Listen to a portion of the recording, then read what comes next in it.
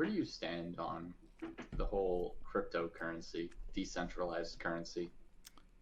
I think I we think I know where you stand, but I'm just a refresher. yeah, I mean, so I think there's a little couple ways it can go about it, but I think we need decentralization just because these governments are going to become too powerful, and we need a currency that transcends governments and essentially is able to work across government power, so that not one single one can control it. Right now, what happens with our economy, our Keynesian economics, which is doomed to fucking fail, is that we have the U.S. dollar being the world's currency. We pump money into the system, and we're not paying off these debts. The debts are essentially used as I'm not using the I'm oversimplifying it, but kind of like leverage in other economic transactions, and we just keep adding money to it, but it's not inflating the way you would think.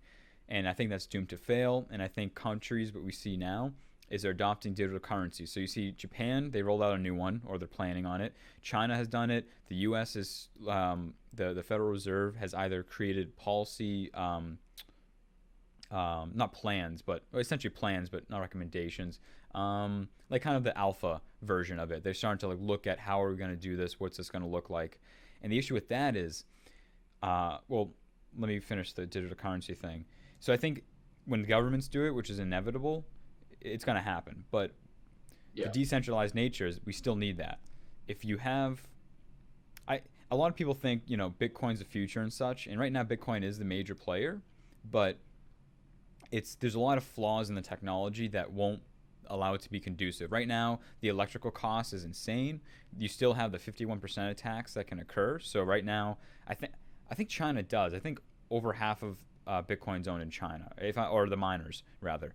I'm not sure if I think maybe at one point it was, and then maybe it switched. But you can do what's called the 51% attack, where essentially if you if you're mining Bitcoin and you own over half of the miners, you yeah, can then kind of verify it, quote unquote, illegitimately. right. Um, Yeah, so yeah, so we need to figure that out. Ethereum's done better with smart contracts, sure, um, but the real danger is when you have governments with digital currency. They can lock people's wallets, and then they can have negative interest rates. So then they force people to spend money, and that will just perpetuate this Keynesian economics. So they can say, hey, if you hold money in your bank, you're going to lose the value more than just inflation. Because like right now, inflation, they can't control it like as a digit that they can just add to. They have to put in all these inputs, and then the output is this economic system. And even how you measure inflation is, there's wild debates about that. But when you have a government that can say, hey, if you're in this group of people, your inflation rate is -10, but this group it's 5. It's just too much power. Um, so I think digital currencies are the way of the world, decentralized. Um, but I think right now the governments are waking up to how powerful this is, and if we're not careful, they're gonna wipe out um, just immense amount of freedoms. And we've already given up a ton of freedoms with technology, and I think this is just gonna be the next one that goes. You hear all the conspiracy hats talking about digital currency and stuff, like Alex Jones. But the thing is, though, don't get me wrong, he's a fucking nutbag. But yeah, when you look at what they're saying, and then you take that out and you say, okay, rationally, what's the worry, what's the thing that they're worrying about, and then you take a step back and you say, how can someone logically come to this? And there's some points where it's like, hey, digital currencies, here's how they can be abused, here's the issue with it, and now we're starting to see evidence of it actually happening within the world. So, you know, I don't know. It's something that I'm not fearful of, but we should look for.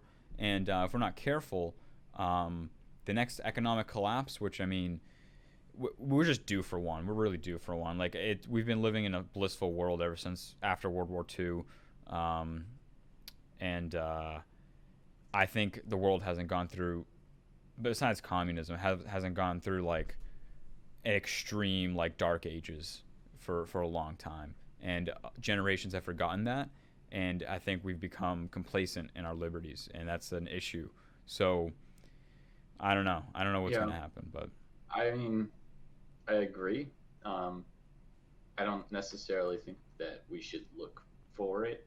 Uh, I mean, I what think do you mean by trying to look steer for it? away from well, just I mean, I guess what I mean is sort of if there, you definitely should consider that it is a possibility. I mean, it's just like because we're overdue for it. But there you could reason that like that the mentality of basically expecting it to happen is going to move us towards that situation. Um, There's a lot of red flags that have popped up. There's a lot of red flags that you can look at the economic system. It's highly complex. I'm not pretending to understand it, but from experts that I've looked at from both sides, a lot of sides of the aisle, there's just it's like you have a it's like you have a pressurized pipe and you see one leak, two leaks, the water still gets through. Now we're seeing 10 or 15 leaks. At some point, the pressure is going to build so much that one of those leaks are going to blow. I don't know when it is. Maybe it's not my lifetime. I'm not like tomorrow the world's going to end, but we're seeing cracks in our system that we can't control, and it's self perpetuating. Um, right. I guess what I mean is like using that same analogy. You don't look at a pipe that's starting to burst and do nothing about it because you just admit defeat, oh, you know? I'm not, and by no means I'm not trying to admit defeat. I just I think a lot of people, and maybe this is not people who are, let's say, close to the war room, like people who are actually turning the dials of our economic system. I'm not saying they're just like complacent, but I think the general public, and I think just like everyday people, have been. I'm not trying to say this in a religious term, but have been kind of blessed, quote unquote, with an amazing system that has worked so far. But there's something. So you have Keynesian economics, you have Austrian economics, and Keynesian won out. So if you look at those two economic philosophies, which I'm learning about, I'm not an expert by any means or know a lot about it, but there's good reasons why Keynesian economics system, the way that our economy works now, and the philosophy behind it, has a logical conclusion that doesn't work. It just doesn't. You can't just keep inflating and putting money into the system. More than just inflation happens, but it's not like It's not like you're giving everyone $100 or something. Like, sure, the stimulus checks that we had during COVID. What really happens is you have treasuries, and then essentially certain bonds are given out. Not even bonds, but certain treasury notes are given out in the form of printed money, and then those treasury notes have mortgages written against them, but then the quality of those mortgages also teeters. So it's just, and I could have that wrong and exactly how I went about that, but it's not like, I don't know, it's just like, if you go through multiple generations of, hey, the stock market only goes up, it only goes up, does it really only go up? Like, I invest as if it's going to, and I assume that the economy will be as good, or go through the same ebb and flows that it has in the past, because I want it to, because it's in my best interest. But history repeats itself, and Right. you have the fall of these empires. There's certain flags that you could look out throughout history for tens of thousands of years, that, as much as we have in recorded history, right, gets a little iffy back to when you go really far out. You have certain, like, warning signs that we're starting to see now, that we've seen across multiple collapses. I'm not saying it's like inevitable. I'm saying we should maybe look at those leaks, and we should say, hey, someone get some tape, or someone get some new pipes. We got to fix this. And maybe with the speed of our interconnected world, of how fast we can communicate and we can get these ideas through, maybe we for the first time ever, we can fix these problems at a faster rate. But I think right now Right. everyone is so shell shocked with all this technology that we're Yeah. fucking monkeys just screaming in the air. And at some point, we need to synchronize into a symphony. The strange thing is even considering uh, the speed of our interconnected world and all that, um, real real problems, like real world problems that require big change, are still bottlenecked by our political system and the people who have like the most power in our society to actually change things. They are still the bottleneck. I mean, we can convey ideas as fast as we want to, and I mean, they might reach places of real power quicker than they ever could. But it's really still up to those positions of power to fix like big real world problems. I don't know. if necessarily what we're talking about with like some sort of like a collapse is the same thing.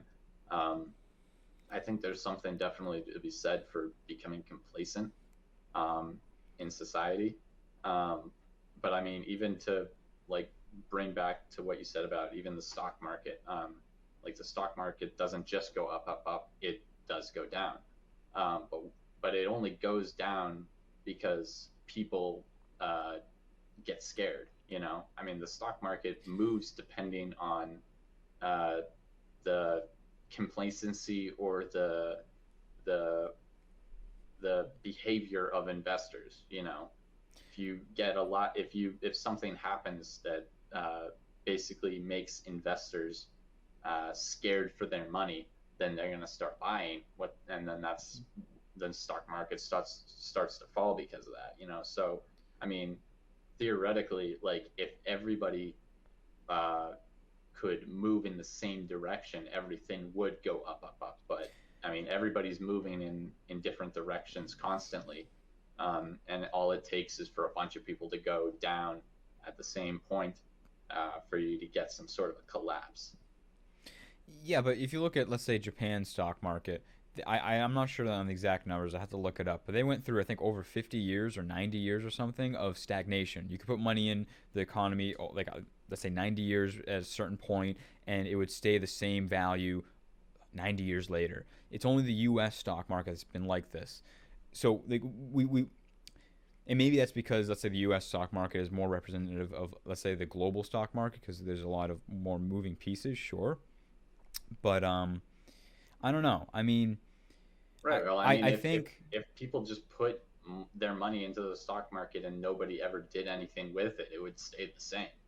I mean, it only really is affected by if people are investing or not investing. You know, I well, mean, people were investing in the Japanese stock market, and it didn't go up for a long time. They reached an upper limit where it doesn't it doesn't accrue essentially the typical gains that you see in the U.S. But you mentioned something about change, right? And I think so. You have personality types, right? And political views are highly associated and correlated with personality types. So you have conservatism and, let's say, liberalism. And I don't mean that in, let's say, red versus blue, but like more in like political science. So conservatism, right. you'll have more, let's say, industriousness, objectiveness, kind of. And let's say liberalism, you have more agreeableness, and then you also have, let's say, feeling and emotion kind of proclivities. And let's say the feeling and emotion kind of proclivities, liberalism, typically they like to have more change to fix what's broken now. Conservatism says, hey, what we have now has been working because, like, we're here, let's not change it too fast. And that ebb and flow between the two is what our economic system and political system has done. So we do want change, and I think we have seen it, but I think too much change is dangerous, as we've seen just, in general. But let's say we take example, for example, those straws, right? So we had plastic straws and then a photo of a turtle having it up its nose, and it was horrible, sure, but I mean, for all intents and purposes, and this might sound cold, but like it was an animal with a straw in its nose. But then this massive amount of change happened where almost it felt like within a month, all these restaurants I went to had these like cardboard straws. So Hate it's them. I can't stand I fucking hate them. I feel like I can taste the paint, the shit. I found bamboo straws. One place had them. Those were a lot better. But you look at something like that. That would not happen if there wasn't social media, if you didn't have these connected networks. But as you're saying, there are it. these power structures that But can abuse yeah, that. I mean, I don't think changing straws is a thing No, that's gonna save societal collapse. no, It, by no it's means. But yeah, it's still something that was a major change. Try to do that a couple, let's say, 100 years ago, and have some small event like a picture invoke that much change at that fast of a rate with that much social pressure. I I know it's a smaller example. The magnitude is different, and sure, the magnitude maybe want to be larger. Look at polio, what Bill Gates has done. He's almost eradicated it completely. And with technology, we've been able to track it more efficiently and take it out in certain areas in Africa and such. That is a major, major change, world changing. I mean, you have kids dying of it at a certain rate per day, and now it's like 90 something percent eradicated. It's insane. Or malaria, that's getting completely eradicated as well. Tuberculosis. No one dies Right. from consumption anymore. What the fuck? I mean, Right. I think. Uh, I mean, I agree. But at the same time,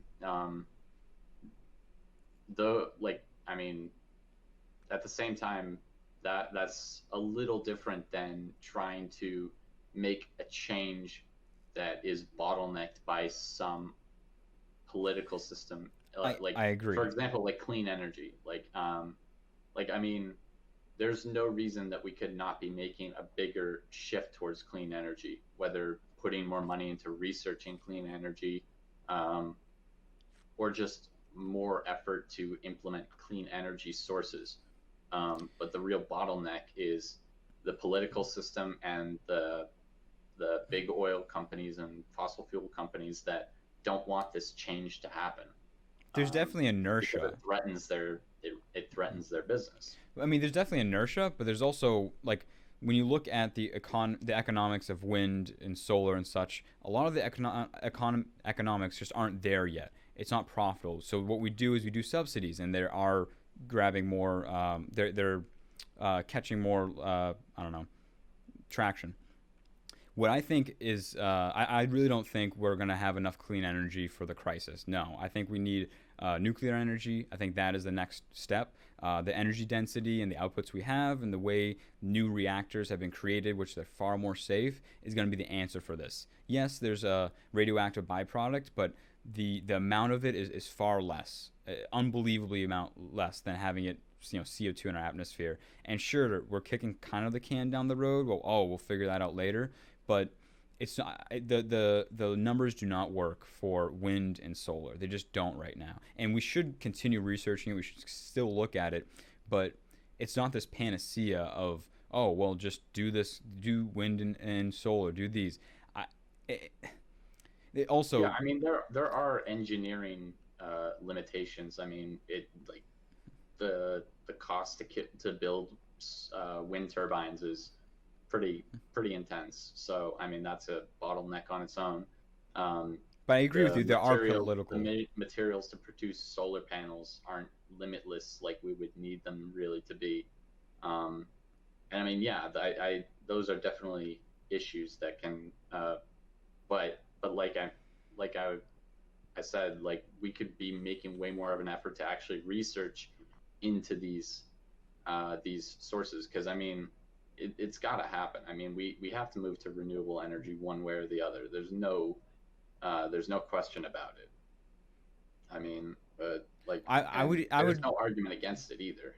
Well, I would say we don't need renewable as much as we need better energy density mechanisms. Have it be nuclear. Nuclear is not renewable, Yes, but but I mean it's it's not. also about It's the more feasible. byproducts.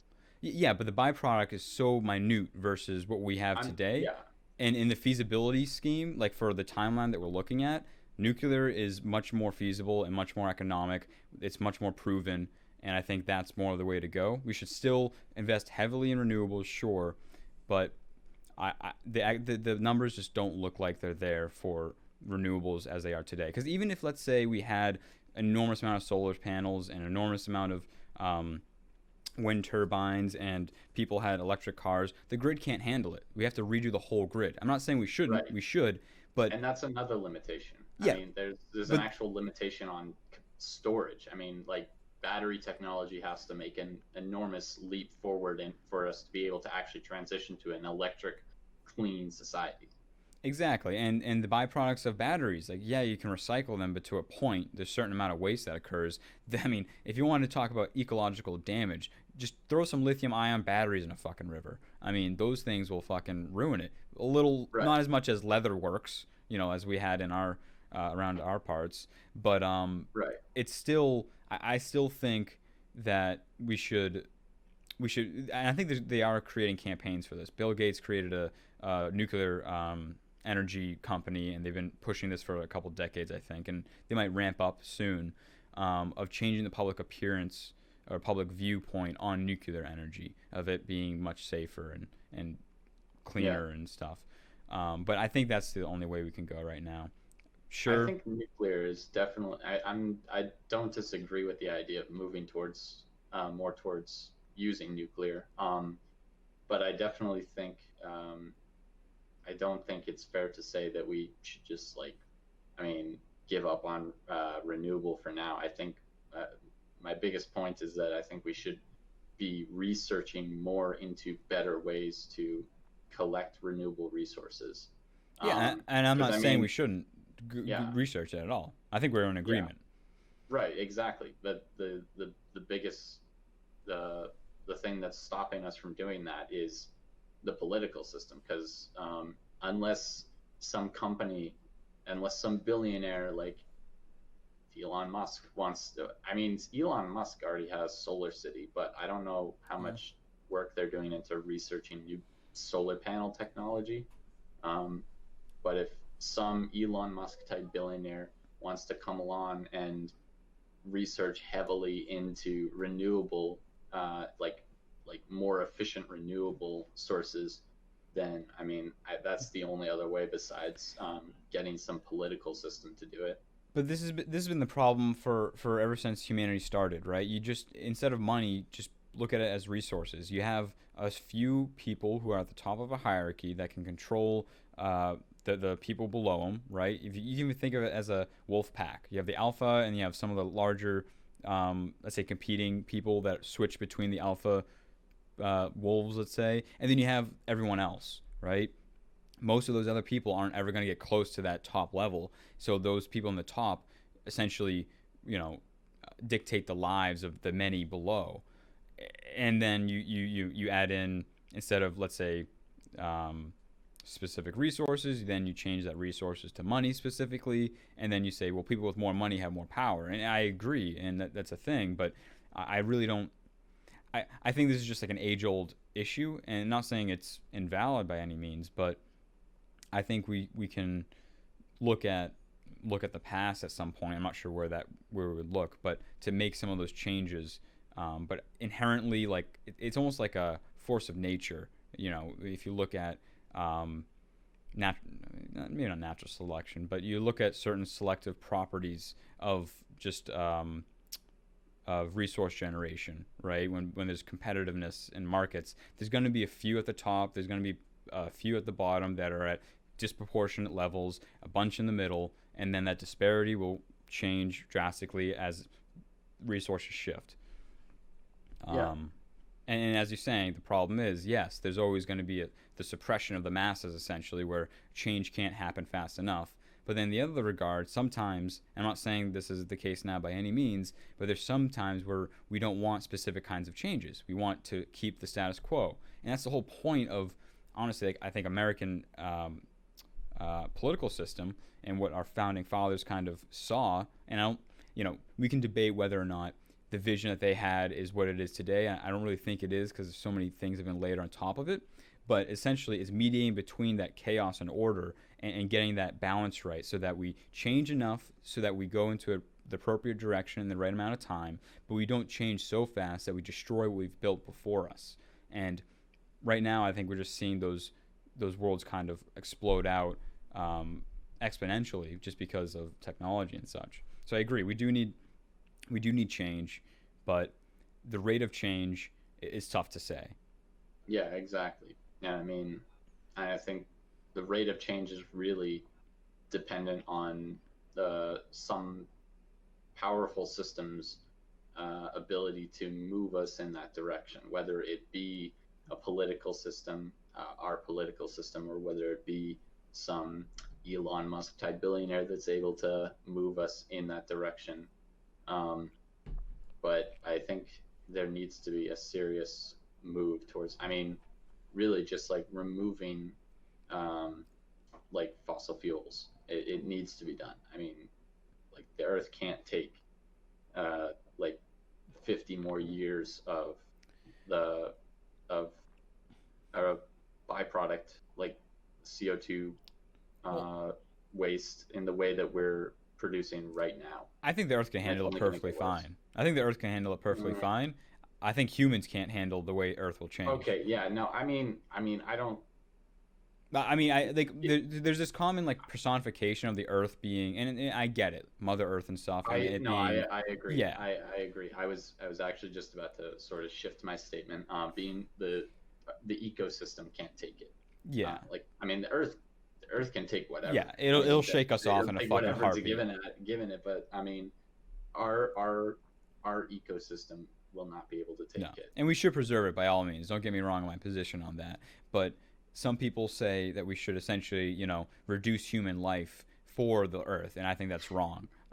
Yeah, people are like, Mhm. "Hey, I'm not going to reproduce." Okay, well, you There's shouldn't better reproduce ways. either. It's like, all right, where are you going with this? Because the next conclusion is genocide, essentially. Like, if you really look at it, like, okay, we're gonna just start taking people out because there's too many of us. What do you mean there's too many of us? Go fuck yourself. Um, No, uh, so, uh, extremes. definitely extremes, but there's some taste in the air. It's not that bad now, but I think back in maybe 5 years ago, at when I was at specific college, and when I was in that college culture, there was airs of that where like I don't know, it's very fucking very utopic, very weird. They didn't like realize till after, and obviously that's not conducive of society at large, but um, Yeah.